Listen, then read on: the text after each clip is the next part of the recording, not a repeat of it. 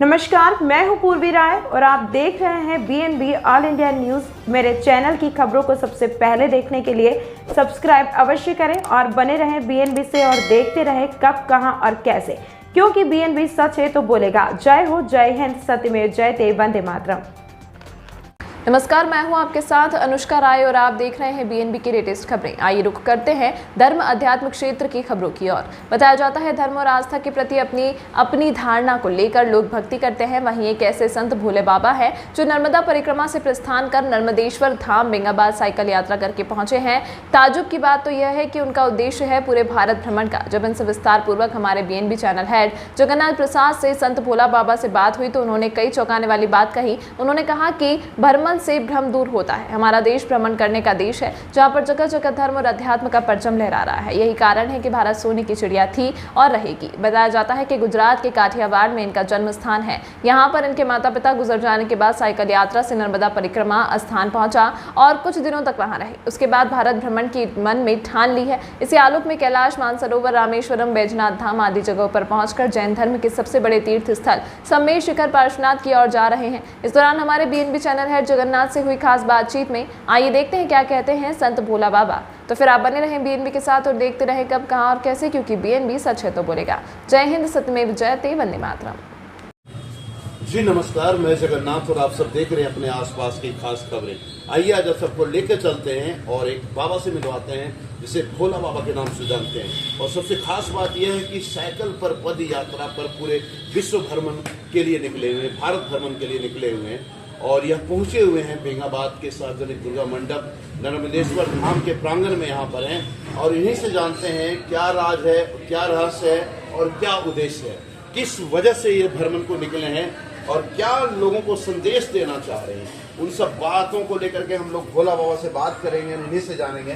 तो हमारे चैनल में आपका बहुत बहुत स्वागत है भोला बाबा। धन्यवाद। और आप यहाँ पधारे हैं बेंगाबाद की इस पावन धरती में, जहाँ पधारे हैं बेंगाबाद की इस पावन धरती में। हमारे channel BNB all India news की ओर से आपका तहे दिल से स्वागत है, बहुत बहुत स्वागत है। तो महाराज जी, थोड़ा सा आप बताएंगे प्रभु कि आप कहाँ से पधारे हैं और कहाँ तक है जाना, आखिर सफर आपका कब तक समाप्त होना?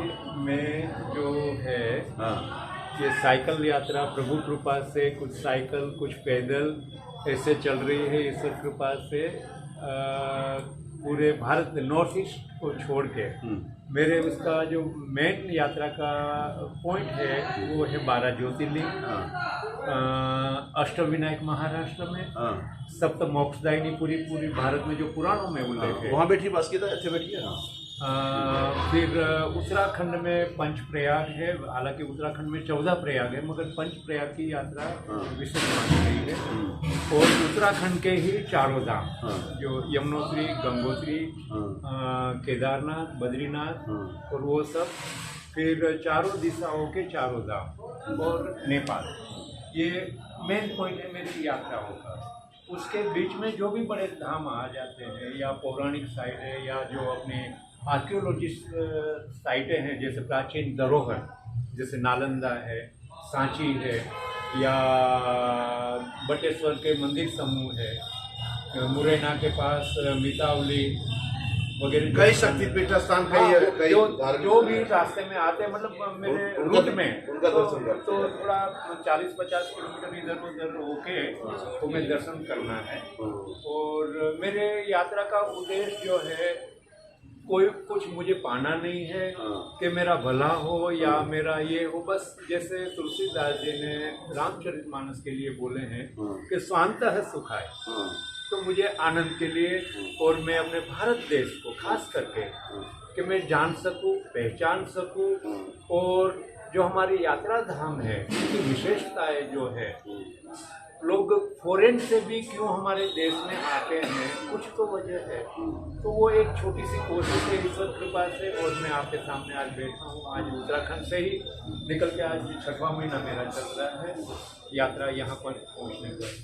तो और संदेश किसी को कुछ नहीं देना है, मगर मैं एक छोटी सी बात बोलना चाहूँगा कि हमारा भारत देश पहले भी अच्छा था, आज भी अच्छा है और भविष्य में भी रहेगा।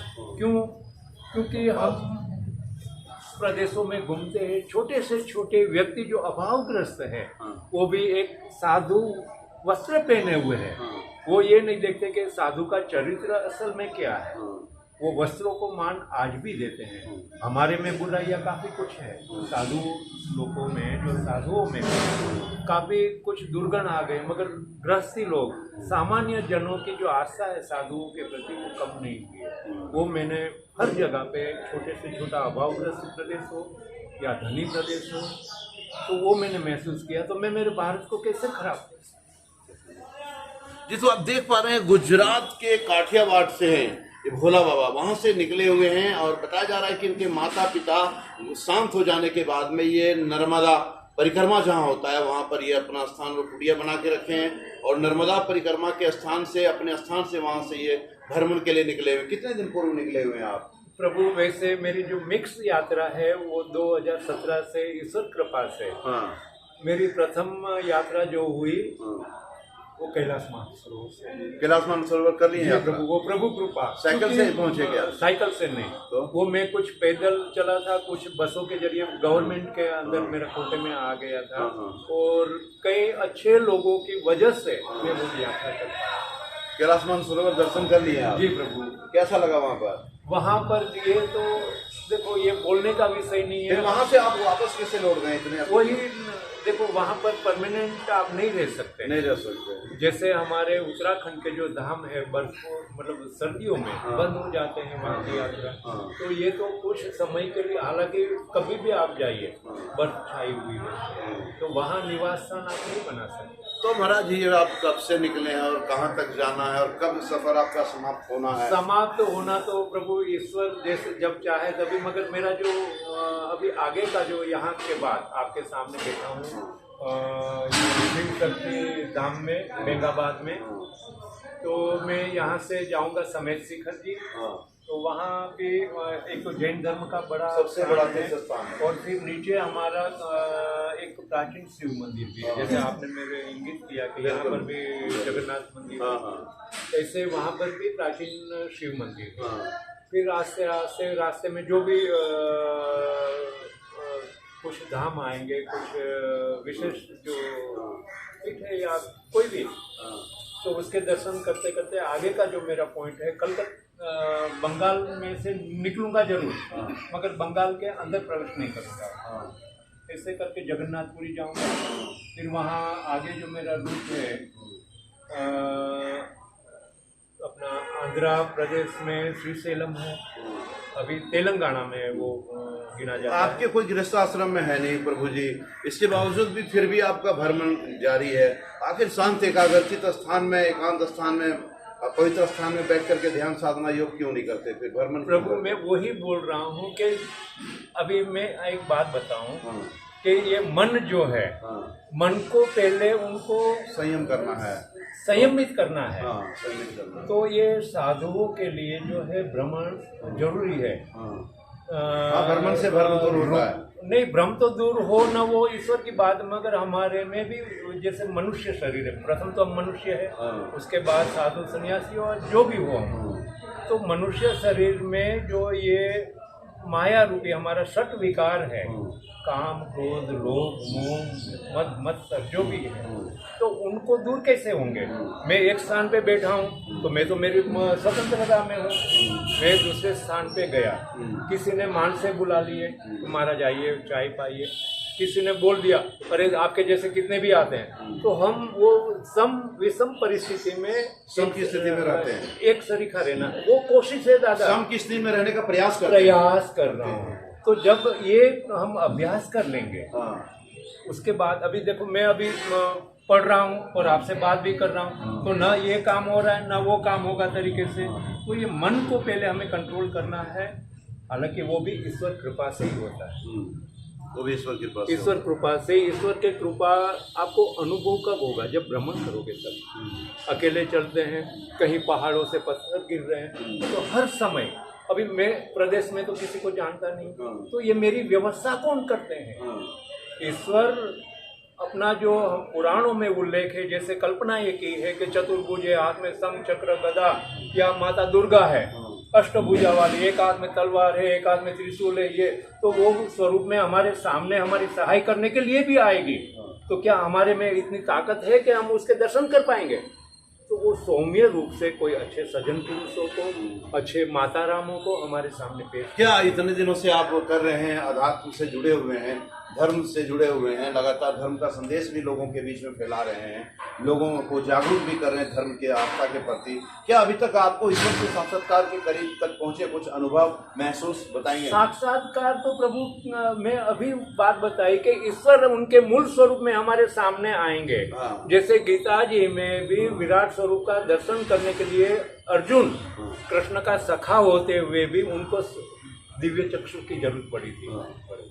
तो यदि ईश्वर हमारे सामने आ जाएंगे, ईश्वर किसी ने देखा तो नहीं है, जीते जी महसूस किया जाता है। कुछ चीज जो है हवा, हाँ वो महसूस हो रही है आपको? हाँ बिल्कुल, क्यों नहीं, अनुभव हो रही है बिल्कुल, हर रोज सुबह में शाम। आज मैं जहाँ पर बैठता हूँ मैं किसी को जानता नहीं हूँ, मगर क्यों लोग भगवान, इसलिए मैं अभी पहले थोड़ी देर पहले ही दादा से बात की थी कि देखो ईश्वर अपना काम खुद कर सकते हैं मगर अच्छे लोगों को निमित्त बनाते हैं। जैसे हम संसार में किसी के घर में शादी ब्याह या कुछ भी काम पड़ा हुआ है, बराबर है, और कुछ रकम के लिए हमारे थोड़ा संकोच हो रहा है कि शादी में अभी मैं, जैसे दुल्हन ने पैसा मांग लिया, जो आप क्या बोलते हैं यहाँ, दहेज ज्यादा मांग लिया, आपका नक्की हो गया था, वो हिसाब से आपने रकम तय कर दी। हाँ, फिर उसके मन में लालच आ गई कि मैं वो सामने वाले तो पास और पैसा है और मांगू, तो उस टाइम पे आप अपनी बेटी का भला चाहते हो, बराबर के शादी न टूटे, रिश्ता कायम बना रहे, मगर आपके पास वो रकम नहीं है, और उतने में आपका बचपन का मित्र, स्कूल का मित्र आ जाए सामने, और क्या परेशानी भाई। बिल्कुल बिल्कुल। तो काम, क्रोध, लोभ, मद को समाप्त करने का उद्देश्य है, लोगों में शांति का संदेश पहुंचाने का उद्देश्य है।